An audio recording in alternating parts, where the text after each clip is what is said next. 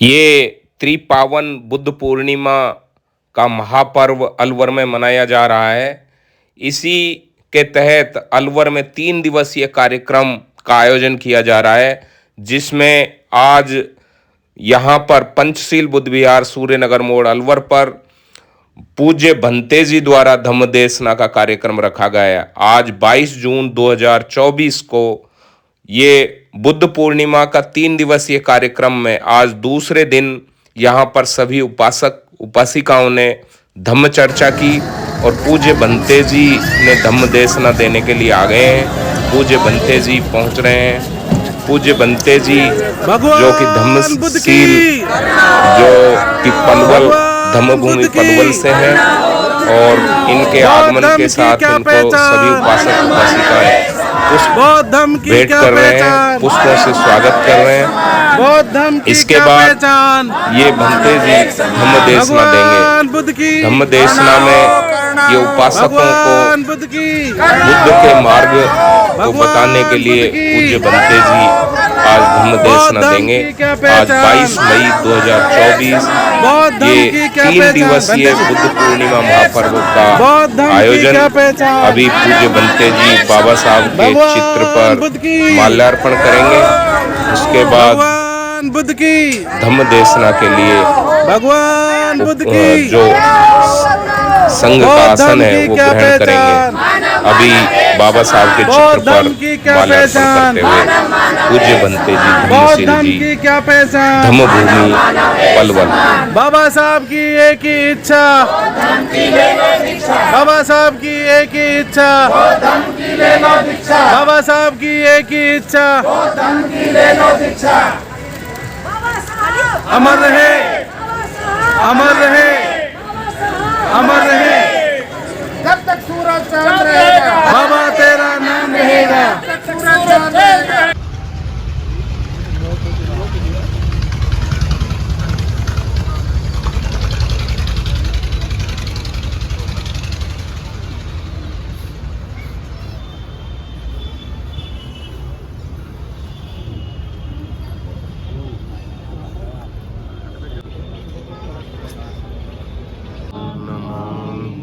संघं नमामि। भंते जी को करेंगे।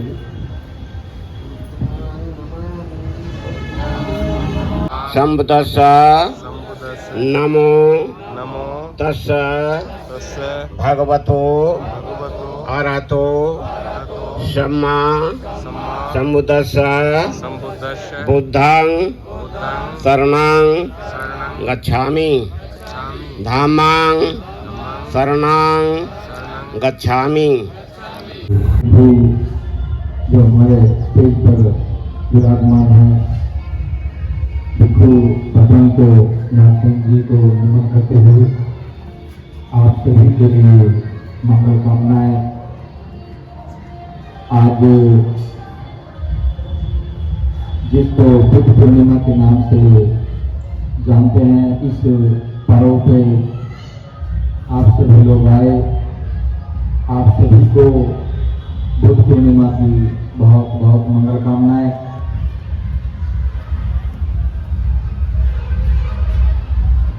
जब भी कोई भिक्षु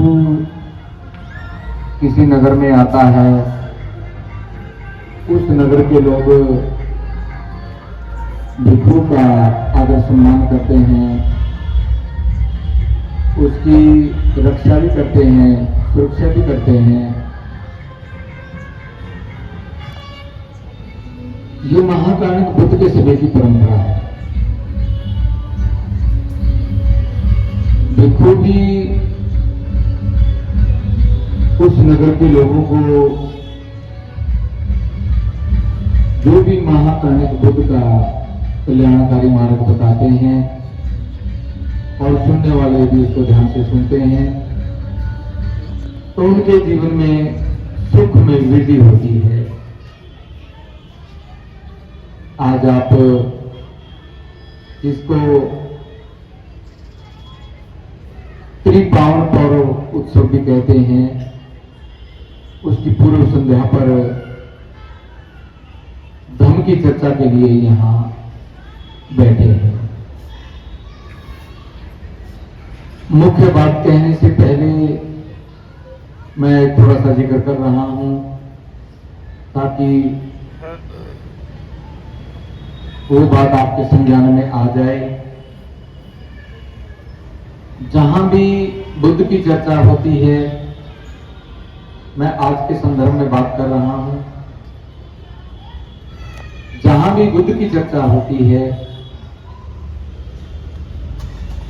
यदि कोई भिक्षु कहीं पे जाता है, वो धम्म की चर्चा करता है, तो लोगों के मन में एक विशेष विचार आता है और लोग मन में सोचने लगते हैं कि ये तो अब धर्म की चर्चा होगी, ये कहीं हमारा धर्म ना बदलवा दें। इस प्रकार आम धारणा लोगों की बनी हुई है।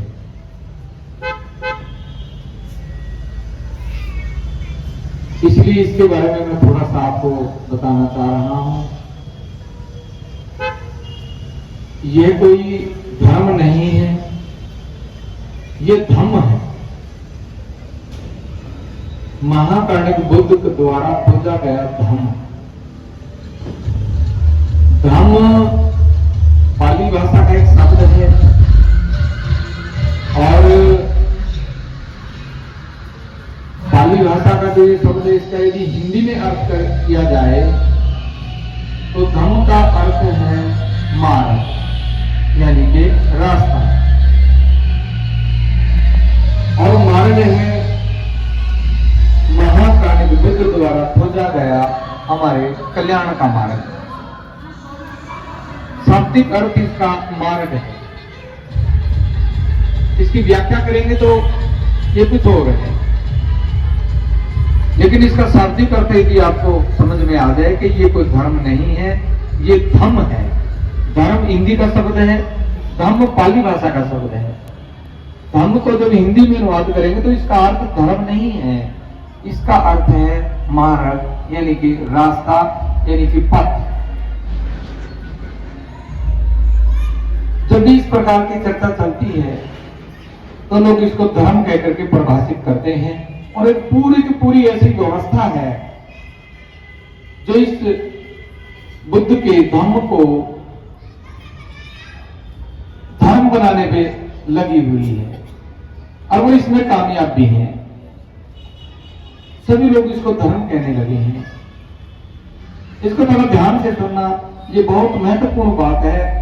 आप जहां भी जाओगे वहीं पे इसका जिक्र होगा और आपको बड़ी आसानी होगी यदि ये बात आप ध्यान से सुन लोगे। वो व्यवस्था जो अबोधों की व्यवस्था है, वो इसको धर्म क्यों कहना चाह रही है? कभी सोचा है धर्म क्यों कहना चाह रही है? इसके पीछे एक बहुत बड़ा कारण है, क्योंकि जहां भी धर्म का जिक्र होगा वहां अंधविश्वास होगा। जहां भी धर्म का जिक्र होगा, कोई भी धर्म हो, वहां पे अंधविश्वास होगा। जहां धर्म होगी वहां पे नफरत भी होगी। क्यों जी, है कि नहीं है? जहां भी दो धर्म के लोग मिलेंगे वहां पे बड़े पैमाने पे नफरत होगी। धर्म के अंदर ही जहां भी धर्म का जिक्र होगा वहां छुआछात होगी, भेदभाव होगा, और जहां धर्म की बात होगी वहां भाईचारा होगा, वहां प्रकाश होगा, वहां अंधविश्वास खत्म होने लगेगा। और यदि अंधविश्वास खत्म होने लगेगा तो लोग तर्कशील बनेंगे, प्रश्न करने लगेंगे। और जो अबोधों की व्यवस्था है वो बिल्कुल नहीं चाहती कि ये लोग अंधविश्वास से दूर हो जाएं। अंधविश्वास का मतलब है सही को गलत मानने लगे और गलत को सही मानने लगे, इसका अर्थ है अंधविश्वास। और अबोधों की व्यवस्था कभी नहीं चाहती कि इस भारतवर्ष के लोग अंधविश्वास से दूर हो जाएं। ये सबसे बड़ा कारण है। वो चाहते हैं कि लोग इसको धर्म समझने लगे, और धर्म यदि समझेंगे तो लोग धर्म परिवर्तन नहीं करेंगे, और बुद्ध की बात सुनने से पहले ही वो दूर हटने लगेंगे। जैसे आज यहाँ क्यों नहीं आए लोग, जो अपने आप को बौद्ध कहते हैं, वो भी इसलिए नहीं आए, पता नहीं भंते जी कहीं कोई हमारा धर्म ना बदलवा दें, अपने कामों में मशगूल हैं। कहने का तो इस नगर में कम से कम भी 500 लोग बौद्ध हैं, लेकिन यदि 50 परिवार भी होते और एक परिवार में 5 लोग हैं तो कितने लोग होते? 250 लोग होते। लेकिन 50 परिवार भी बौद्ध नहीं है, तो वो उनका सबसे बड़ा कारण है कि वो सत्य की ओर नहीं जा रहे, वो धर्म के प्रभाव में हैं। और जब तक वो धर्म के प्रभाव में रहेंगे, वो ना अंधविश्वास से दूर होंगे, ना वो जाति से दूर होंगे, ना वो छुआछूत भेदभाव से दूर होंगे, और खुद ही अपने आप को सजा देते रहेंगे। इसलिए आज मैं आपको क्लियर बता रहा हूं कि अबोधों की व्यवस्था नहीं चाहती कि आप लोग बुद्ध के धर्म को समझें। बुद्ध के धर्म के 2 आधार तत्व हैं। जैसे ही आप बुद्ध के धर्म को समझने लगोगे, उसमें प्रवेश करोगे, तो इसके 2 आधार तत्व हैं। पहला आधार तत्व, जब भी कोई व्यक्ति अपने दुख के अस्तित्व को स्वीकार करे और उसके कारण को समझे और उसके निवारण को समझे, तो ये पहला बौद्ध धर्म का ये पहला आधार तत्व है। समझ में आ रहा है? पीछे बैठे हैं महिलाएं बहन, समझ में आ रही है क्या? आवाज ठीक आ रही है जो मैं बोल रहा हूं? कोई गूंज तो नहीं रही आवाज? अपने दुख के अस्तित्व को स्वीकार करें। जब तक आप दुख के अस्तित्व को स्वीकार नहीं करोगे तो उससे बाहर नहीं निकलोगे। एक चीज आपको दुख दे रही है, अपमानित कर रही है, लेकिन हम उसी में बड़े बैठे हैं, तो इसका मतलब है कि धर्म से दूर हो। जैसे ही आपको पता लगेगा कि ये मेरी समस्या है, ये मेरा दुख है, और उस दुख के अस्तित्व को स्वीकार करो, और फिर उसका कारण को जानो, फिर उसके निवारण की ओर चलो, और फिर निवारण के लिए जो धर्म है वही आपका इलाज करेगा। समझ में आ गया?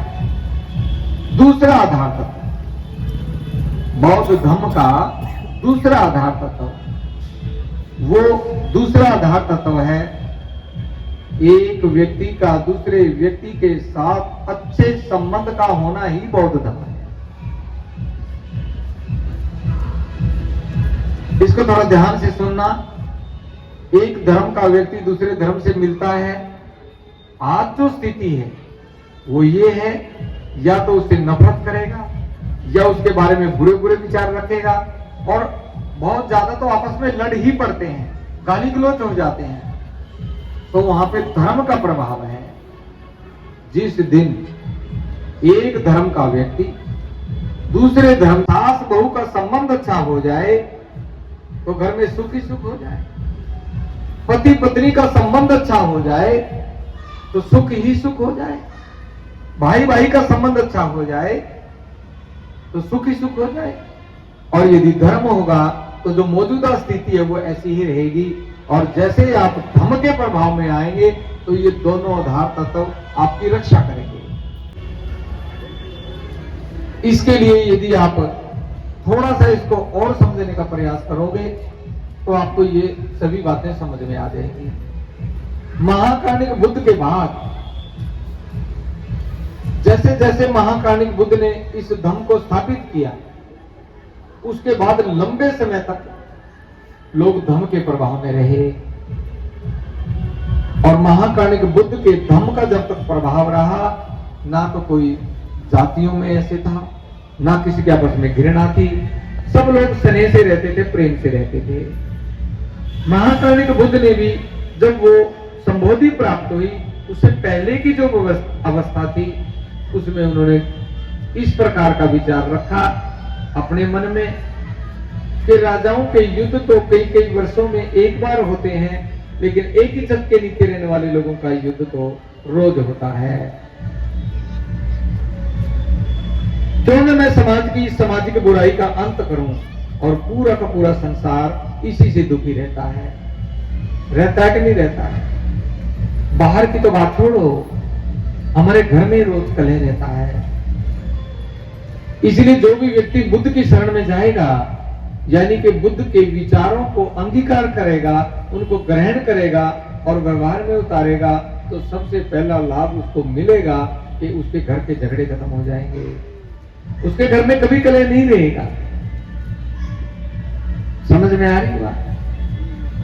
दूसरा जो उसको लाभ मिलेगा, मैं बिल्कुल शॉर्ट में आपको बता रहा हूं, दूसरा जो उसको लाभ मिलेगा, जैसे ही वो धम्म को ग्रहण करता है, उन विचारों को जो महाकारुणिक बुद्ध ने हमारे कल्याण के लिए दिए हैं उनको ग्रहण करता है, तो दूसरा लाभ उसको मिलेगा कि वो व्यक्ति कभी भी कर्जवान नहीं होगा, कभी भी कर्जवान नहीं होगा। आज आप देखते हैं इतने सारे लोग बैठे हैं, मैं ज्यादा तो नहीं कहता, अपवाद कोई बचा होगा, लेकिन हर परिवार कर्जे में है, हर परिवार। सरकारी कर्ज वो तो अलग बात है, लेकिन उसका जो सिस्टम है, जो अपने जीवन का जो उसकी शैली है, उसी से उसको कर्ज मिल रहा है। इसलिए जो भी व्यक्ति महाकारुणिक बुद्ध की शरण में आता है, धम्म की शरण में आता है, तो दूसरा लाभ उसको मिलता है कि वो व्यक्ति गरीबी की दलदल से बाहर निकलता है और वो कभी भी कर्जवान नहीं होता। समझ रहे हैं आप? कर्जवान कैसे हो रहा है ये देखना है। वो सत्य को सत्य और असत्य को असत्य नहीं समझ पा रहा, इसलिए वो कर्जवान हो रहा है। जैसे उदाहरण के तौर पे आप कोई भी पर्व मनाते हो, कोई त्योहार मनाते हो, एक एक त्योहार पे 2-2 हजार 5-5 हजार रुपए हम लगा देते हैं। क्या उससे हमें कोई 2 रुपए का लाभ होता है? आपको तो उसमें 2 रुपए का भी लाभ नहीं होता, लेकिन किसी को तो अरबों रुपए बचते हैं, अरबों रुपए। इसी का नाम अंधविश्वास है। जिस दिन इस सत्य को समझ जाओगे तो आपके चित्त में प्रकाश होने लगेगा, आप सच्चाई को समझने लगोगे। और जो भी आपको कहेगा कि इसमें ऐसा खर्च करो, आप पूछोगे कि भाई इसमें खर्च करने से मुझे क्या लाभ होगा, मेरा भी बताओ। ये पहली बात है। दूसरा, जैसे आप विवाह करते हैं, विवाह करते वक्त कोई ये नहीं जानता, कोई ये नहीं पूछता किसी से कि विवाह में हम जो इतना खर्च कर रहे हैं उससे हमें क्या लाभ होगा। विवाह का मतलब डीजे से नहीं है, विवाह का मतलब घोड़ी से नहीं है, विवाह का मतलब बड़ा सारा टेंट लगा करके भोजन कराने से नहीं है।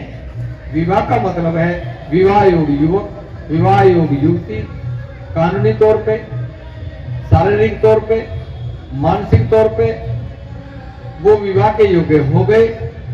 और चाचे, ताऊ, मामा, बुआ, फूफा, बहन, बनोई, ये 20-30 लोग इकट्ठे हुए और उनको गृहस्थ जीवन में प्रवेश करने की अनुमति देने का नाम विवाह है। अब इसके लिए ज्यादा पैसा खर्चने की आवश्यकता नहीं है, जितना आप एक महीने में कमाते हो उतने में ही विवाह का ये फंक्शन बड़े आराम से कर सकते हो। और लेकिन करोगे तभी जब आप धर्म के प्रभाव में होगे। यदि धर्म के प्रभाव में रहोगे तो फिर बिल्कुल नहीं कर पाओगे, क्योंकि धर्म के प्रभाव में आने से ही आप सत्य की निरख कर सकते हैं, असत्य की निरख कर सकते हैं। तो ये इसी प्रकार विवाह, जन्म, मृत्यु, इन 3 संस्कारों की वजह से पूरा का पूरा समाज कर्जे में हो रहा है। अभी मैं आते वक्त दोपहर को नगर में होकर के आया था, वहां एक बहुत श्रद्धावान उपासक मिला। उसने जिक्र किया कि मैं तो बड़ा समस्या में हूं। मां किस समस्या में है? कहता जी लड़की की शादी की थी 2 साल पहले और 28 लाख रुपया खर्च किया था, 28 लाख रुपया खर्च किया। डिमांड पे गाड़ी भी दी, डिमांड पे और सामान भी दिया, सबका सब सामान डिमांड पे दिया, हमें ये चाहिए ये चाहिए। और 2 साल बाद शादी टूट गई, इतने में बच्चे भी हो गए और अब उसने तलाक के लिए एप्लीकेशन डाल दी। तो क्या करोगे? जीवन में सुख नहीं आएगा। यदि जीवन में सुख चाहिए तो हमें धम्म की शरण में जाना ही होगा, बुद्ध की शरण में जाना ही होगा और संघ की शरण में जाना ही होगा। तो इसलिए हम कर्जवान होते हैं। पैसा सारा विवाह पे लगा दिया, 1 साल बाद बच्चे हो गए, फिर जन्म पे, चुचक पे, दिखावन पे लगा दिया और मृत्यु भोज पे लगा दिया, अस्थियों को इधर उधर उठा करके घूम रहे उसमें लगा दिया और 2 रुपए भी बचत नहीं है। और इन्हीं संस्कारों से, ध्यान से समझना, इन्हीं संस्कारों से अबोध लोग जो संस्कार करवाने आते हैं उनको अरबों रुपए की बचत है, अरबों रुपए की। हमें क्यों नहीं?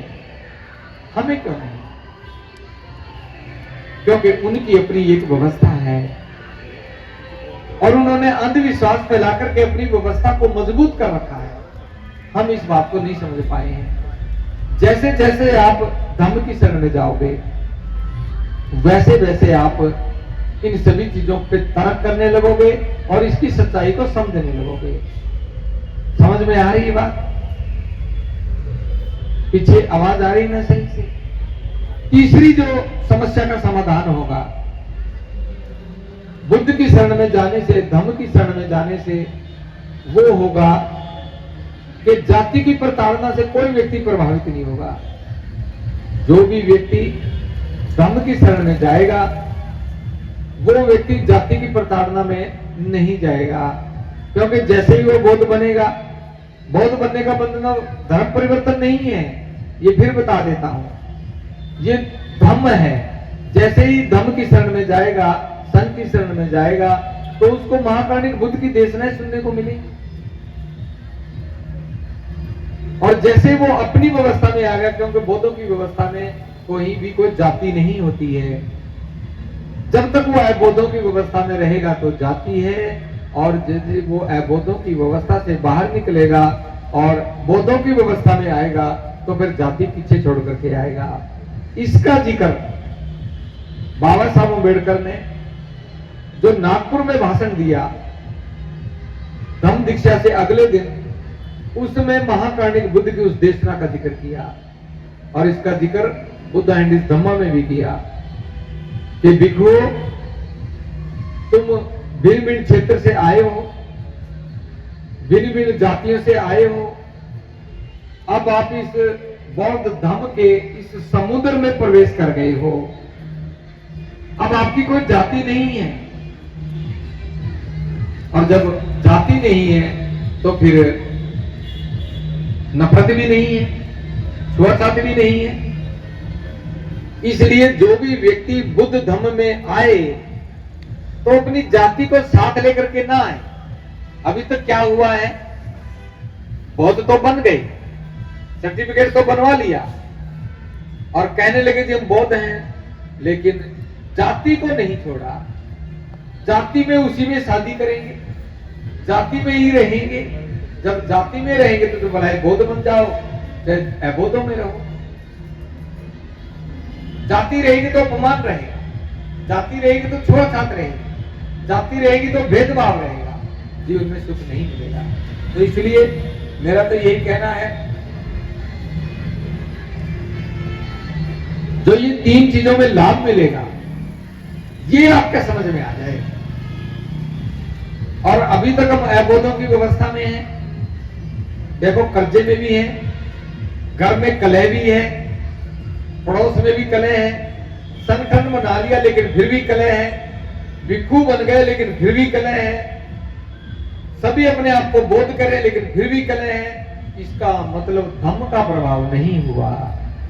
यदि धम्म का प्रभाव हो जाए तो जब एक व्यक्ति दूसरे व्यक्ति से मिलेगा, एक धर्म का व्यक्ति दूसरे धर्म से मिलेगा, तो निश्चित तौर पे उनमें भाईचारा बनेगा, एक दूसरे से स्नेह से मिलेंगे। तो इसलिए जो ये 3 लाभ हैं ये आपको बौद्ध बनने के बाद मिलने ही चाहिए। और यदि 3 लाभ नहीं मिल रहे, घर में कलह है और व्यक्ति कर्ज मुक्त भी नहीं हुआ है और वो जाति की प्रताड़ना से भी मुक्त नहीं हुआ है, तो इसका मतलब वो बौद्ध नहीं बना, वो धम्म की शरण में नहीं आया, उसने अपना कोई संघ नहीं बनाया, वो दूसरे के संग में रह करके ही अपने आप को स्वतंत्र मान रहा है। ध्यान रखना,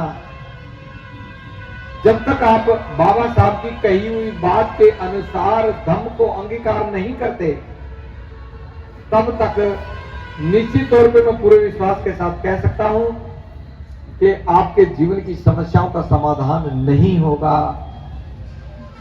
जीवन की समस्याओं का समाधान होना ही चाहिए। जब हम बुद्ध की शरण में आए हैं तो हमारी समस्याओं का निदान होना ही चाहिए। बाबा साहब अम्बेडकर ने लाहौर में एक भाषण देना था 1936 में। 1935 में वो भाषण लिखा। उस भाषण के 58 नंबर पेज पे बाबा साहब ने लिखा है 20वें अध्याय में,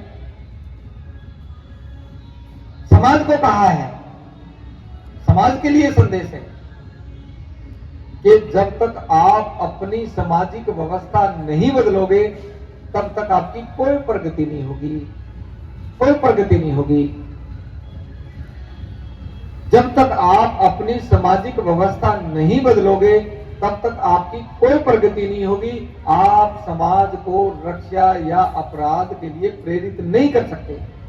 और सारा देश संगठन बना करके समाज को समझा रहा है। कितने संगठनों में, लाखों की संख्या में तो बाबा साहब के नाम से संगठन है। अब तो महाकानिक बुद्ध के नाम से भी संगठन है, सोसाइटियां बनी हुई हैं, तो भिन्न तरह के संगठन है, लेकिन अपनी व्यवस्था नहीं बनाई। व्यवस्था अबोधों की है, और अबोधों की व्यवस्था में रहोगे तो फिर कभी भी जीवन में बदलाव नहीं आएगा। इसलिए उस बात को मद्देनजर रखते हुए एक लंबी चारा है, यदि समाज को बचाना है तो उनकी सामाजिक व्यवस्था बदलनी होगी। यदि अबोधों की सामाजिक व्यवस्था में रहेंगे, उनकी धार्मिक व्यवस्था में रहेंगे, तो समाज को कोई समझा नहीं सकता, समाज को प्रेरित नहीं कर सकता।